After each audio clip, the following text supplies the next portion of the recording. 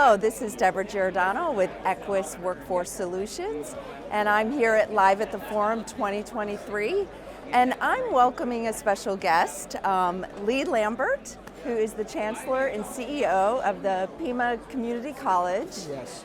And Lee, you've been in senior level positions for more than 20 years. I think 3 different community colleges. Correct. And you're also a fellow board member on NAWB. But in addition, Lee, when I looked up your bio, you are a busy man. You are involved not only in NAWB, but in numerous boards and organizations. You're clearly a trusted advisor, local, state, national level. So first of all, thank you for giving up some of that time to the workforce system. Well, thank you, Deborah. It's great to be here with you this afternoon. Well, Lee, so let's just open it right up with, first of all, how can community colleges and workforce boards further strengthen our relationship with each other? We're so vital to one another. I think first, I always like to start with, what's your values? What are your principles? So I'll just use 4 as an example, right? I really believe that applying a 4 lens of innovation philosophy, and that is understanding needs, leveraging resources, harnessing trends, and challenging the orthodoxy. So when you think about it from that perspective, it makes sense that local workforce boards and the community colleges in their community are working together to understand each other's needs, how we can leverage our combined resources to really help better the community, addressing where, I always like to say, where the puck is going. Right, that's terrific. So what role specifically is Pima Community College playing within the local workforce system? Yes, so we're doing a number of exciting things together. So we look for grant opportunities together. Okay. We hold regular meetings together. We are currently, as one of our grant opportunities as an example, we're going to do a substation on one of our campuses. Oh, fabulous. And so again, just deepening that relationship. And then we work together with new employers. So we have the American Battery Factory, who's going to locate their Giga battery plant in Tucson, Arizona. Congratulations. Thank you. So we're looking to see how we can partner together to address their workforce needs. So those are just some of the examples of what we're doing to really better our community. Ultimately, it's about bettering our community and ensuring people can get these good jobs. Well, and I noticed Pima Community College has several centers of excellence too, and that you've been instrumental, or certainly played a very large role in establishing those. Do you want to speak to those? No, absolutely. So going back to that concept of leveraging resources, right? So we went out, I brought in a consulting group just to say, if we were to align our resources with what is needed in the community, what would that look like? So, looking at the workforce board's plans, looking at the county plans, looking at our economic development plans, and a number of other plans, where's the concentric circles? Right. And that led to the development of the centers of excellence. So IT, cybersecurity, as an example, applied technology, healthcare, public safety, and a number of others. So again, taking that 4 lens of innovation concept as a way to guide how we make decisions. Well, congratulations on not only working together with community partners to understand needs, but clearly taking action to address At the end of the day, those. it's about action, right? I know, and sometimes that we have a problem in spending a lot of time talking, and then everybody going to their respective corners, but clearly, at least at Pima Community College, you're really responding and building solutions, so congratulations. We're trying to do our best. Well, it sounds terrific. So how can community colleges and local workforce boards, or no, let me start over there. Where do you see the future of workforce headed? It's an incredibly dynamic time in our economy. And in workers wanting different things, workers taking different approaches to learning. What do you see as the future? So, going back to, where's that puck going? It's really about understanding what are the trends and how do you harness them.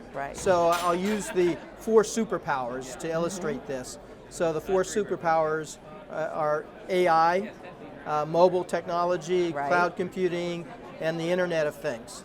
So when you wrap all that together, you say, okay, how do we make sure we're leveraging the reality of that technology to help us better address the needs in our community? So an example I'll illustrate is we're partnering with Train Company to leverage digital twinning technology to create a virtual replica of our physical infrastructure, and then using data analytics to be the bridge between the virtual and the physical as a way to train the next generation of HVAC technicians. Wow.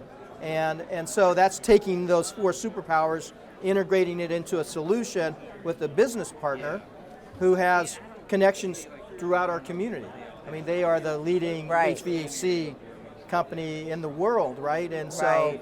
and in most buildings and facilities, you're going to find them, and so that's a natural partnership. Absolutely. So that's where I think the future is headed that way. Right. And how do we get on board with that? So knowing that you not only are active locally and at the state level, but also nationally, I'm just curious, we're hearing about it all over the news, about the impact of Yes. GPT on workers, on learning, on learning institutions. What's the chatter right now? Well, so first of all, it's exciting. Let me Right. put it that way. I look at it as That's this a is great tremendous, attitude. right? It's a tremendous opportunity Right. for us. And a few years back, there was a book written.